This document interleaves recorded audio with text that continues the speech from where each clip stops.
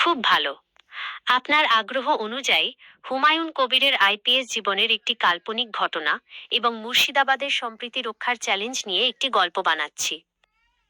কাল্পনিক ঘটনা: মুর্শিদাবাদের পুলিশ সুপার, গঙ্গার ধার ও একটি পুরনো ফিসফিস।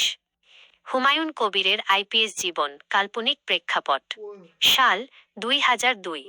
স্থান: মুর্শিদাবাদের একটি স্পর্শকাতর এলাকা, যেখানে সাম্প্রদায়িক উত্তেজনা প্রায়শই মাথাচাড়া দেয়। হুমায়ুন কবির তখন সেই জেলার তরুণ পুলিশ সুপার, এসপি। একবার একটি স্থানীয় উৎসবকে কেন্দ্র করে গ্রামে তীব্র উত্তেজনা সৃষ্টি হলো। গুজব রটল যে পুরনো একটি ধর্মস্থানের ওপর আক্রমণ করা হয়েছে। সন্ধ্যায় হাজার হাজার মানুষ উত্তেজিত জনতা হয়ে জড়ো হলো, হাতে মশাল আর লাঠি। যে কোনো মুহূর্তে দাঙ্গা শুরু হতে পারে। এসপি কবিরের চ্যালেঞ্জ: পুলিশ ফোর্স কম, লাঠিচার্জ বা গুলি চালালে পরিস্থিতি আরও ভয়াবহ হবে। অন্য এসপি হলে হয়তো কড়া ব্যবস্থা নিতেন, কিন্তু কবিরের মনে ছিল আইনের প্রতি তাঁর আস্থা এবং মানুষের প্রতি তাঁর প্রাক্তন শিক্ষকের উপদেশ। আইন শুধু লাঠির ডগায় থাকে না, তা থাকে মানুষের মঙ্গলের ইচ্ছায়। অপারেশন ফিসফিস: হুমায়ুন কবির নিজের গাড়ির মাইক হাতে নিলেন না। তিনি শুধু তার বডিগার্ডকে নিয়ে সোজা হেঁটে গেলেন উন্মত্ত জনসমুদ্রের দিকে। তিনি চিৎকার না করে, বরং অপেক্ষাকৃত শান্ত স্বরে ভিড়ের নেতাদের কাছে গিয়ে তাদের নাম ধরে ডাকতে শুরু করলেন। আব্দুল, তোমার ভাইয়ের সাথে কি সুধাংশুর সম্পর্ক আজ খারাপ হলো? তোমরা তো একসঙ্গে গঙ্গায় ডুব দিতে। শোনো রতন, তোমার দোকানে কি রহিম এখনো বাকি রাখে না? তোমাদের ফিসফিসানি আজ বন্ধ কেন? তিনি জনতাকে লাঠি বা আইনের ভয় দেখালেন না। তিনি তাদের পারস্পরিক স্মৃতি এবং প্রতিবেশী সুলভ সম্পর্ক মনে করিয়ে দিলেন।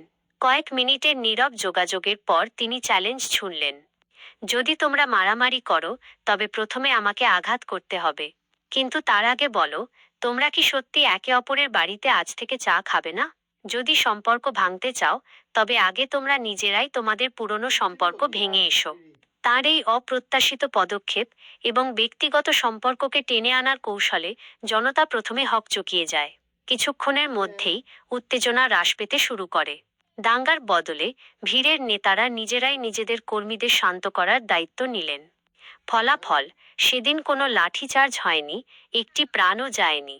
এই ঘটনা কবিরের মনে গেঁথে যায় যে আইনের সর্বোচ্চ প্রয়োগ হল মানুষের সম্পর্ককে রক্ষা করা, কেবল অপরাধীকে শাস্তি দেওয়া নয়।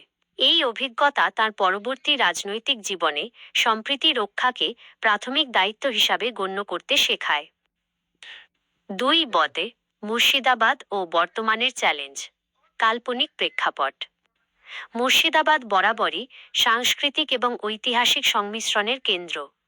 বর্তমান রাজনীতিতে হুমায়ুন কবিরের বিধায়ক জীবনে 3টি প্রধান চ্যালেঞ্জ তাঁর সামনে আসে।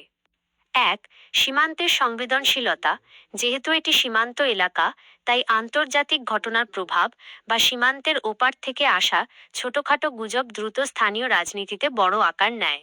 কবিরকে প্রায়শই বিরোধী পক্ষের দ্বারা ছড়ানো সীমান্ত পারের ভুয়ো খবর এবং স্থানীয় আবেগের রাজনীতির মধ্যে ভারসাম্য বজায় রাখতে হয়। 2. পরিচয় ভিত্তিক বিভাজন: বিভিন্ন সময় স্থানীয় মানুষের মনে তাদের ধর্মীয় পরিচয়কে বড় করে তোলার চেষ্টা হয়।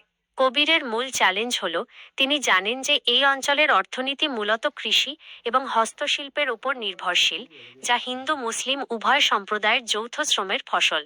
তার লক্ষ্য হল পরিচয় নয়, অর্থনৈতিক উন্নয়ন এবং শিক্ষাকে প্রধান রাজনৈতিক আলোচনার বিষয় করে তোলা।